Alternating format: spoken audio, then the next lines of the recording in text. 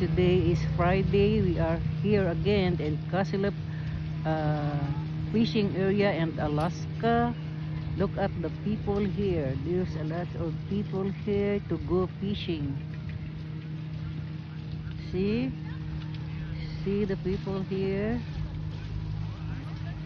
See that one? Look at that. It's too much people. I think somebody's coming here later because it's weekend. So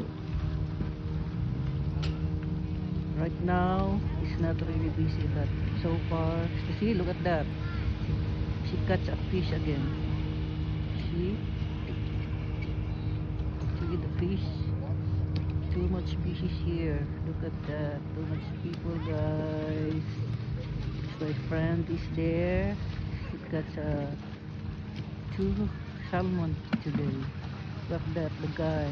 She got a fish. See that one? The guy. See, she got a salmon. And also the other guy over there. See, look at that. My friend, that's also another one. Oh no. Okay guys, thank you guys.